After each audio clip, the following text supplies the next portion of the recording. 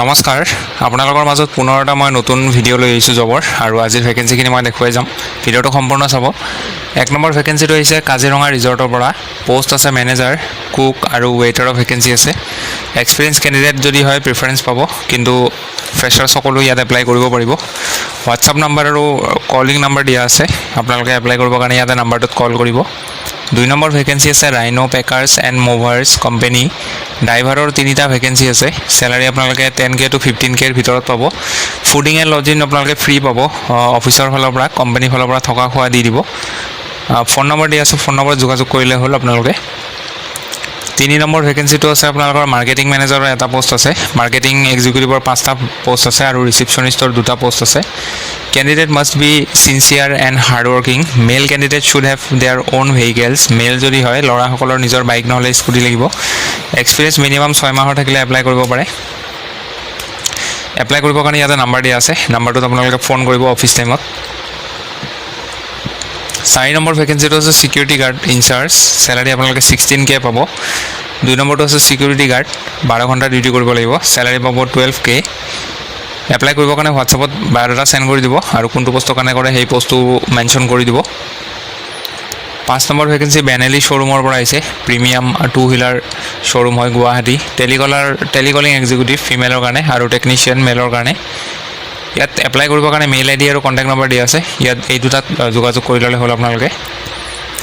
6 নম্বৰটো pre school এখনৰ পৰা আহিছে, বিৰুবাৰী গুৱাহাটী। পোষ্ট আছে টিচাৰৰ ফিমেলৰ কাৰণে, কণ্টেক্ট নম্বৰ দিয়া আছে, যোগাযোগ কৰি ল'লে হ'ল। 7 নম্বৰটো কুকৰ ভেকেঞ্চি হয়। Need good in making momo', French fries, chicken pakora. এই 3টা আইটেম বনাব জানিলে আপোনালোকে এপ্লাই কৰিব পাৰে। ইয়াত কণ্টেক্ট নম্বৰ 2টা দিয়া আছে। 8 নম্বৰ ভেকেঞ্চিটো GNRC Medishop private limited. Warehouse এছিষ্টেণ্টৰ ভেকেঞ্চি আছে 10টা।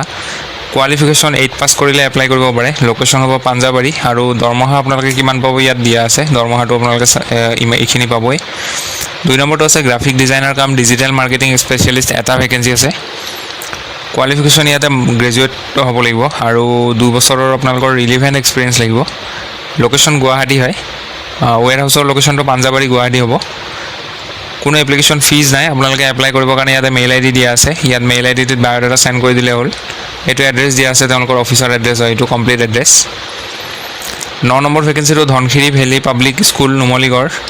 নাৰ্চাৰী টিচাৰ ট্ৰেইনিঙৰ ভেকেঞ্চি আছে 2টা আৰু লাইব্ৰেৰিয়ানৰ ভেকেঞ্চি আছে এটা।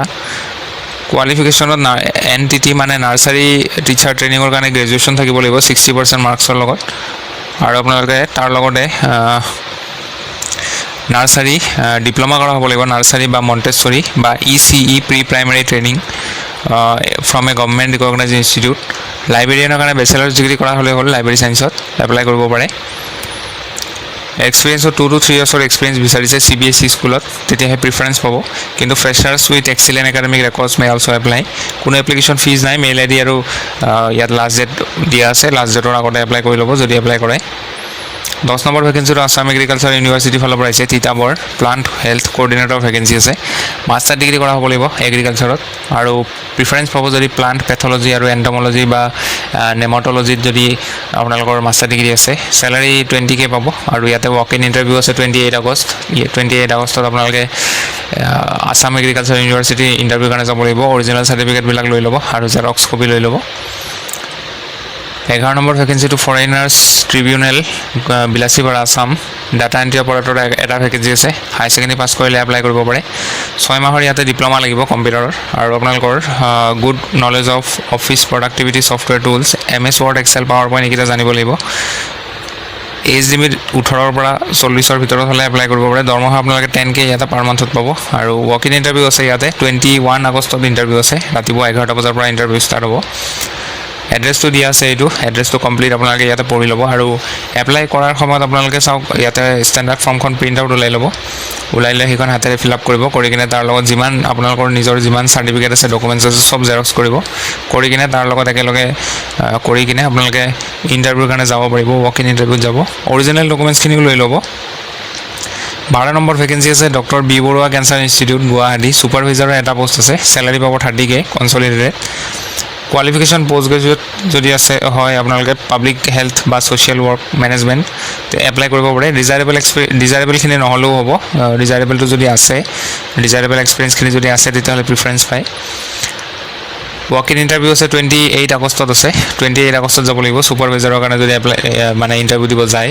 2 নম্বৰটো আছে কাউন্সিলৰৰ কাৰণে এটা পোষ্ট, 25K চেলাৰী পাব। ইয়াতো মাষ্টাৰ ডিগ্ৰী কৰাব লাগিব পাব্লিক হেল্থ বা ছ'চিয়েল ৱৰ্ক মেনেজমেণ্ট। আৰু এছেঞ্চিয়েল আপোনালোকৰ যদি graduate in psychology social work from A recognise university, আৰু এইটোৰ কাৰণে আপোনালোকে ফ্লুৱেণ্ট হ'ব লাগিব ইংলিছ স্পিকিং আৰু ইংলিছ আৰু হিন্দীত ভালকৈ ফ্লুৱেণ্ট হ'ব লাগিব। ডিজাইৰেবলখিনি ইয়াতে নহ'লেও হ'ব। ইণ্টাৰভিউ আছে 25 আগষ্ট। ইয়াৰে অফিচিয়েল এডভাৰটাইজমেণ্টৰ লিংক ভিডিঅ' ডেছক্ৰিপশ্যনত দি দিম, তাত আপোনালোকে এডভাৰটাইজমেণ্টটো পঢ়ি চাব। আৰু আপোনালোকে ইণ্টাৰভিউৰ টাইমত যোৱাৰ টাইমত কি লৈ যাব লাগিব ইয়াত দিয়া আছে। আপডেটেড বায়'ডাটা ল'ব, এজ প্ৰুফ ডকুমেণ্ট ল'ব, বাৰ্থ চাৰ্টিফিকেট, আধাৰ কাৰ্ড বা pan card, admit card of 10th board exam, যিকোনো এটা হ'লে হ'ল। Qualification certificate, marksheet and passing চাৰ্টিফিকেটখিনি ল'ব। আদাৰ চাৰ্টিফিকেট কোৰ্চ যদি কিবা কৰা আছে ল'ব। এক্সপিৰিয়েঞ্চ চাৰ্টিফিকেট ল'ব। NOC ল'ব যদি বৰ্তমান ক'ৰবাত জব কৰি আছে, NOC ল'ব। আৰু নিজৰ পাছপৰ্ট চাইজ ফটো ল'লে হ'ল। ৰিপৰ্টিং টাইম দিয়া আছে 9:30 to 10:30 ভিতৰত ৰিপৰ্ট কৰিব লাগিব। আৰু এড্ৰেছটোতো মই কৈ দিলোঁ ওপৰত, আকৌ এবাৰ কৈ দিছোঁ। Conference room, 2nd floor, administrative block, OPD building of the institute. এডভাৰটাইজমেণ্টৰ লিংক ভিডিঅ' ডেছক্ৰিপশ্যনত পাই যাব, তাত এবাৰ পঢ়ি চাব। এইটো আছিলে শেষৰ ভেকেঞ্চি। যদি ভিডিঅ'টো চাই ভাল পায় লাইক কৰিব। লগ পাম পুনৰ এটা নতুন ভিডিঅ'ত। আজিলৈ ইমানে আছিলে, ধন্যবাদ।